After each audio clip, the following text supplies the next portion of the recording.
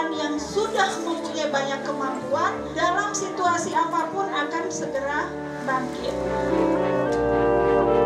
Jadi kalau secara umum itu biasanya kita mengenal keberagaman atau pluralisme itu terbatas agama-agama gitu. Tapi kalau kapal perempuan itu lebih melihat keberagaman itu banyak hal. Pertama, keragaman jenis kelamin, laki perempuan, terus kemudian jenis kelamin ketiga kita mengenal itu, terus kemudian keragaman suku, kelompok kayak disabilitas gitu, terus kemudian keragaman dalam hal pandangan politik gitu, dan tidak hanya terbatas agama gitu.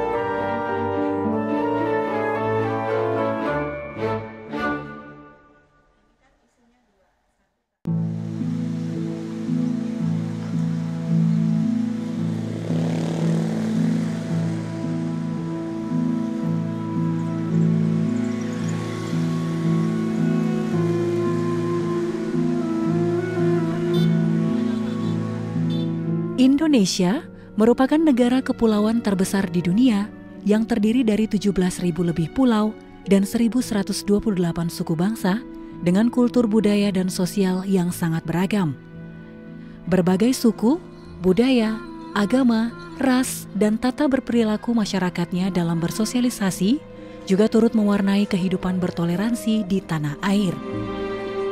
Hal ini bahkan sudah terlihat sejak era perjuangan kemerdekaan, hingga akhirnya Indonesia dapat meraih kemerdekaan secara mandiri dengan mengandalkan semangat toleran para pejuang kemerdekaan yang menanggalkan egoistis suku, ras, serta agama hingga menimbulkan semangat persatuan dan kesatuan seluruh masyarakat Indonesia.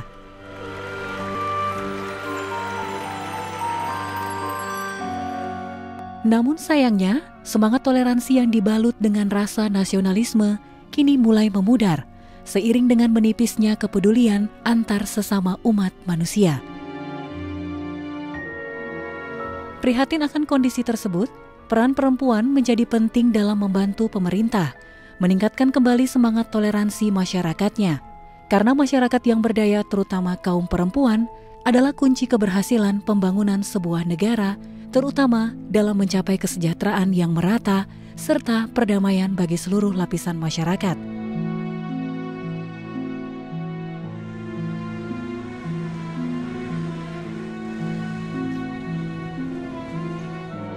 Hal ini pula lah yang melatar belakangi terbentuknya Institut Kapal Perempuan pada Maret tahun 2000 lalu.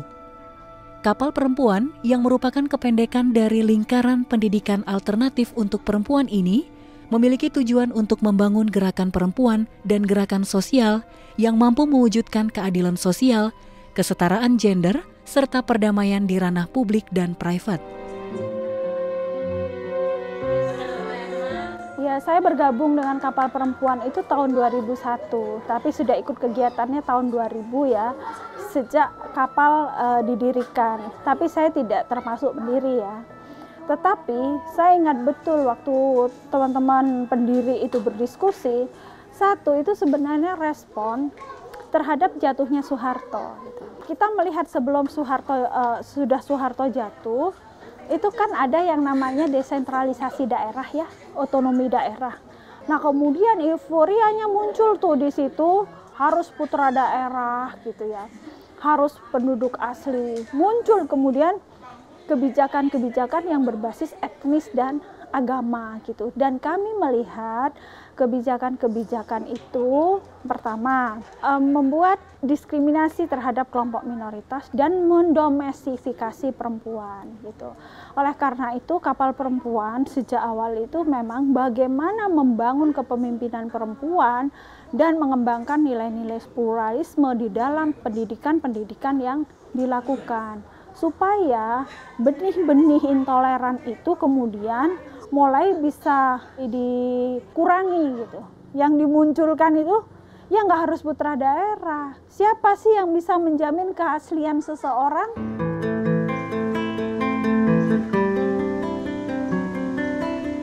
Kapal Perempuan didirikan oleh sejumlah aktivis perempuan sebagai bentuk keprihatinan terhadap situasi konflik kekerasan akibat politik identitas berbasis suku dan agama yang terjadi di berbagai daerah di tanah air.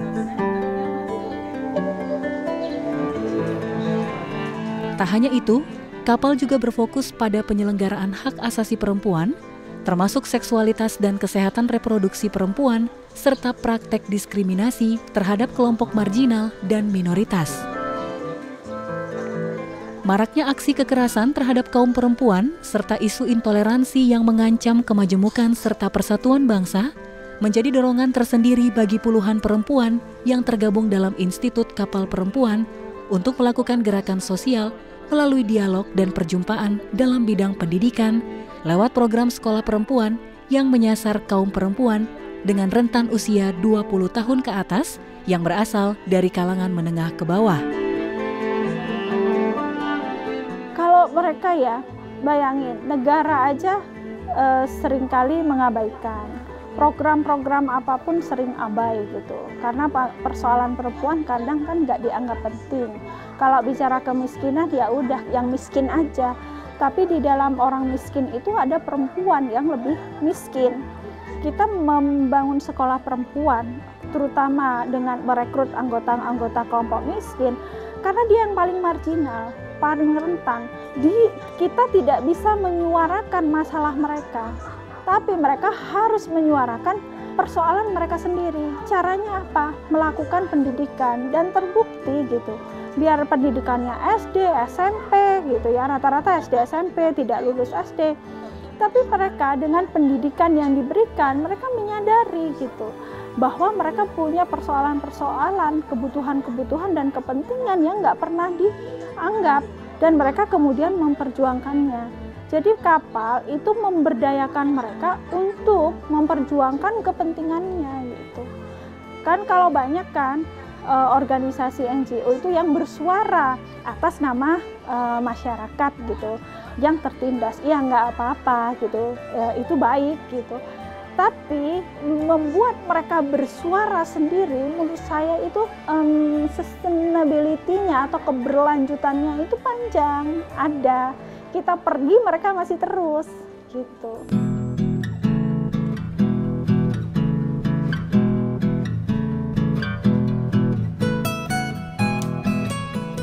Sekolah perempuan menjadi salah satu model pemberdayaan perempuan di kalangan akar rumput melalui proses pembelajaran atau pendidikan, di mana kaum perempuan diorientasikan untuk dapat memperjuangkan kesetaraan gender dan perdamaian di setiap ranah kehidupan.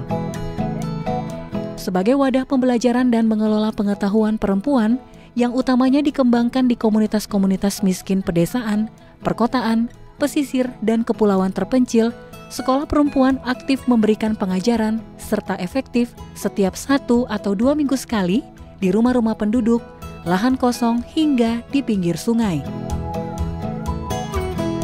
Kini, 18 tahun berjalan, sekolah perempuan hasil inisiasi Institut Kapal Perempuan telah menyebar dan diadopsi di berbagai wilayah di Indonesia. Di antaranya di Jakarta, Jawa Timur, Sumatera Barat, Sulawesi Selatan, Nusa Tenggara Barat, dan Nusa Tenggara Timur, dengan total mencapai 4.503 anggota perempuan. Jadi organisasi kami itu punya mandat untuk melakukan pendidikan pada kelompok marginal gitu. Kelompok marginal itu kan macam-macam ya. Jadi salah satu yang kami identifikasi itu adalah ibu-ibu rumah tangga miskin gitu. Buruh perempuan, buruh industri kelapa sawit, perkebunan kelapa sawit, buruh pekerja rumah tangga gitu. Jadi yang sampai sekarang itu pekerja rumah tangga itu kami masih terus. Perempuan miskin itu di mana? Nah, dicarilah di Jakarta, di wilayah terpencil, di kepulauan. Jadi wilayahnya pun dicari wilayah yang sulit. Karena apa? Kenapa kita punya mandat itu? Karena kelompok itulah yang paling terabaikan di dalam proses-proses pembangunan. Intinya itu, karena tadi itu kapal perempuan itu kan harus datang ke tempat-tempat wilayah-wilayah terpencil. Karena pembangunan kita kan cenderung terpusat ya, ke Jawa gitu, atau ke kota-kota besar, tidak masuk ke wilayah terpencil gitu.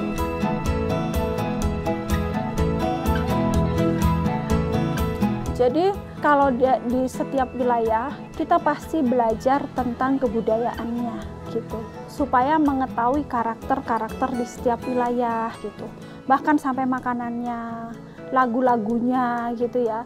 Itu orang kalau melihat kan, oh apa artifisial sekali, tapi dari sana sih kita sebenarnya belajar gitu ya. Ada kita melihat tradisi-tradisi baik gitu ya, yang dihapus gitu, dihilangkan gitu ya, yang dulunya itu sangat menghargai perempuan gitu, terus sangat menerima orang yang berbeda gitu ya.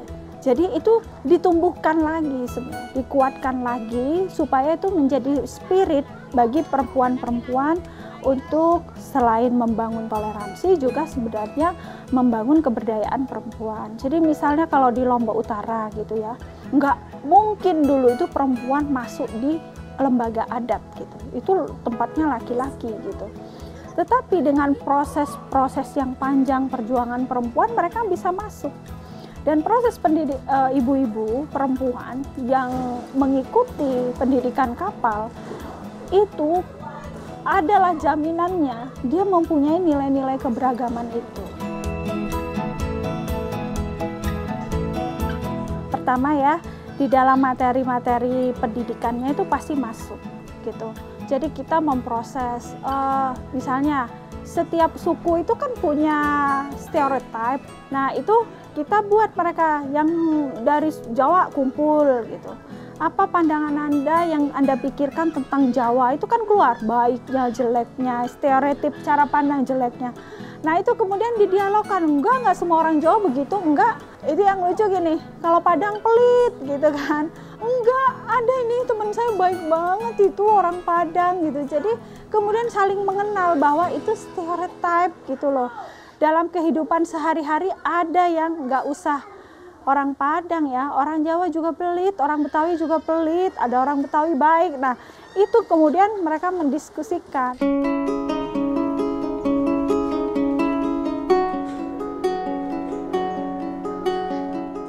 Tingginya angka intoleransi serta minimnya pengetahuan tentang kesetaraan gender dan pendidikan toleransi di tiap pribadi masyarakatnya menjadi alasan Institut Kapal Perempuan membentuk sekolah perempuan di Kelurahan Rawajati, Jakarta Selatan.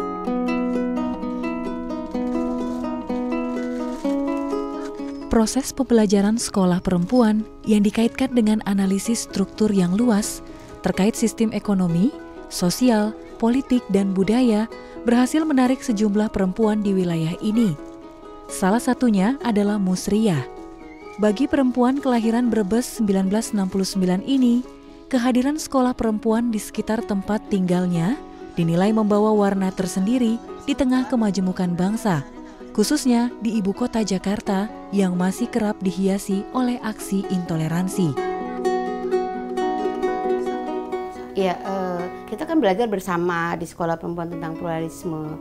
Jadi tentang pluralisme itu kalau menurut saya tuh saya jelaskan kepada ibu-ibu ya, pluralisme itu harus saling menghargai gitu. Artinya menghargai tentang seperti perbedaan agama, suku, budaya, seperti itu yang kita jelaskan kepada anggota sekolah perempuan.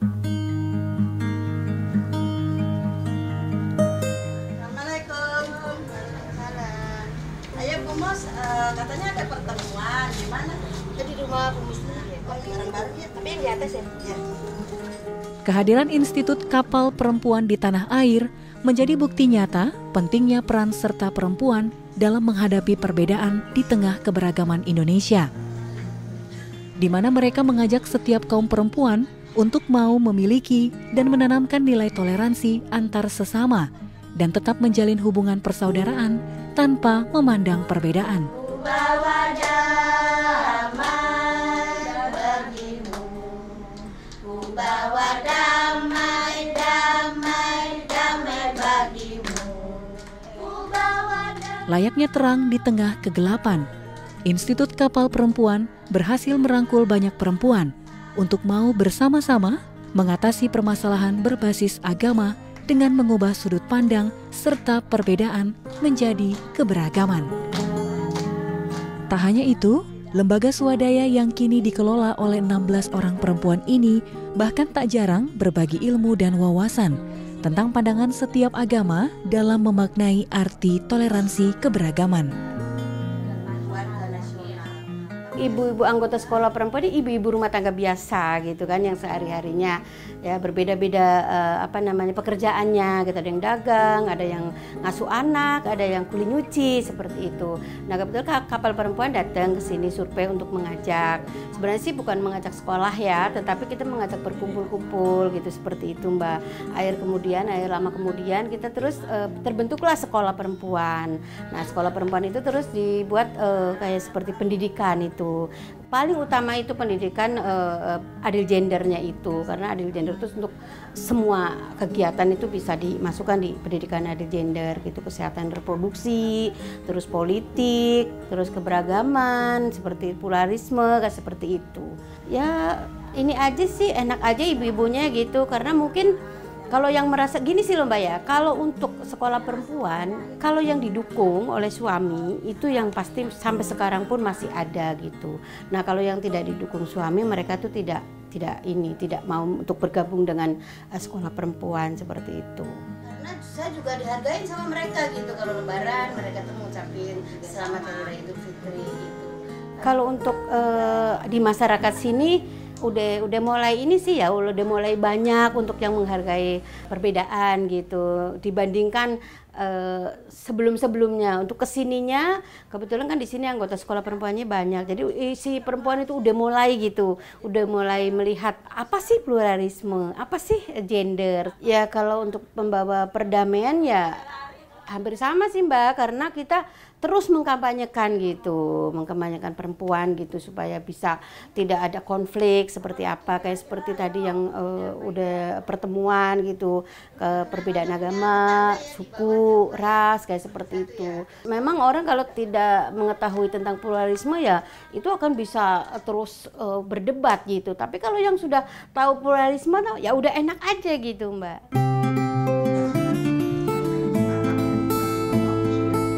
Mereka yang berasal dari beragam etnis suku, agama, dan usia diberikan pemahaman akan pentingnya memiliki nilai-nilai toleransi dalam kehidupan berbangsa dan bernegara. Dengan menggunakan metode pembelajaran sederhana, baik teori maupun praktek, kegiatan ini dilakukan semata-mata untuk mengambil inspirasi dari setiap ajaran dan tindakan yang telah mereka lakukan semasa hidupnya sebagai bentuk refleksi hidup. Bagaimana ibu-ibu itu mengenal stereotip masing-masing agama dan etnis, dan mereka membongkar gitu, mendiskusikan kenapa ya ada stereotip begini. Kedua, dengan proses-proses yang bukan pengajaran, misalnya mengajak perempuan yang warga Hindu itu masuk ke dalam sekolah perempuan, masuk mengajak warga yang beragama Buddha, yang beragama Kristen masuk ke dalam sekolah perempuan. Itu bagian sudah mendidik menghargai perbedaan, menghargai keberagaman gitu. Kalau di dalam prosesnya sendiri, materi pendidikannya sendiri, ya misalnya apa itu mengenal kita toleransi, kita mengenal apa itu inklusif, mengenalkah kita tentang apa pluralisme. Tapi karena kata pluralisme sering ditolak gitu ya, sering dianggap wah itu sebuah paham yang menyamakan semua agama, kita pakai isu keberagaman, kebinekaan, supaya nyambung juga kan dengan nilai-nilai kenegaraan kita, kebangsaan kita adalah kebinekaan gitu. Nah seperti itu sih sebenarnya, semudah itu. Misalnya dalam bekerja sama, ayo kalau bekerja sama anggotanya beragam, ada Hindu, ada Buddha, ada Kristen, gimana? Mereka menyatukan. Akhirnya apa? Mereka dekat sama orang yang bisa saling bekerja sama apapun agamanya.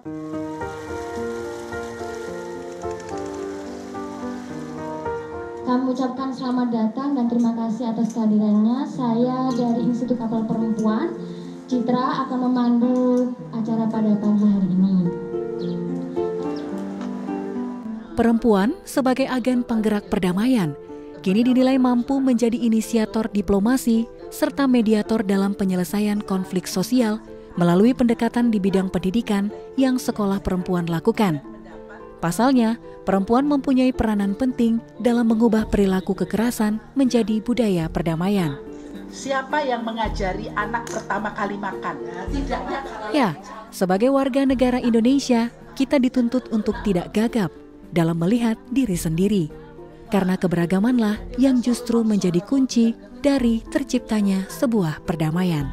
Jadi kehadiran kami di sini, Ya, percaya saya ya, itu bisa gitu ya. Jadi kalau di dalam berbagai konflik itu ya, ada juga ditemukan bahwa perempuan itu memang sebagai pendorong gitu ya, bukan pendorong ya, penguat konflik, tapi sebenarnya mereka adalah juru-juru damai gitu. Misalnya kasus di Poso gitu ya, yang pertama kali rekonsiliasi sebenarnya kelompok perempuan. Kenapa? Mereka harus menyediakan makanan, mau nggak mau mereka terpaksa harus bertemu dengan sekalipun dengan kelompok berkonflik. Yang terpenting ada mendapatkan makanan untuk anggota keluarganya. Nah, kalau kapal sendiri di dalam proses-proses pendidikan itu memang menekankan perempuan karena kami melihat bahwa dampak terbesar dari konflik, termasuk juga konflik karena berlatar belakang etnis maupun agama, itu adalah perempuan.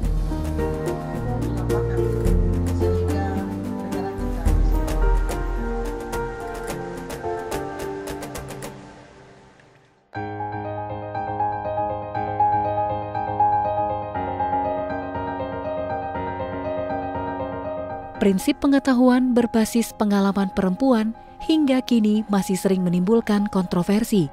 Bahkan penolakan dalam masyarakat yang selama ini kerap dipandang sebelah mata. Namun dengan keberadaan Institut Kapal Perempuan di tanah air, diharapkan mampu mengembangkan dan meningkatkan pendidikan kaum perempuan dalam gerakan sosial sebagai tindak lanjut revitalisasi pengelolaan keberagaman. Dengan tujuan agar kaum perempuan dapat berani dan terbuka dalam menyuarakan nilai-nilai toleransi di tengah multikulturalisme bangsa Indonesia.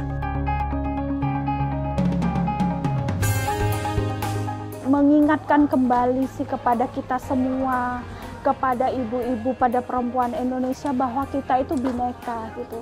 Sejak lahir sudah ditanamkan bahwa pendiri bangsa ini menyatakan bahwa negara ini didirikan dengan berbagai ragam etnis, suku, agama, bahasa, dan lain sebagainya. Makanya yang terpenting menurut kapal, pemimpin itu pemimpin yang bisa menjawab persoalan-persoalan masyarakatnya gitu. Tidak dibatasi daerah, agama tertentu, suku tertentu. Kemudian kebijakan-kebijakannya tidak lagi berbasis nilai-nilai agama maupun nilai-nilai suku atau etnis itu gitu. Sehingga semua orang yang ada di dalamnya itu bisa terwadahi, tidak ada pemilahan. Itu sih yang ingin latar belakang kenapa Kapal Perempuan berdiri.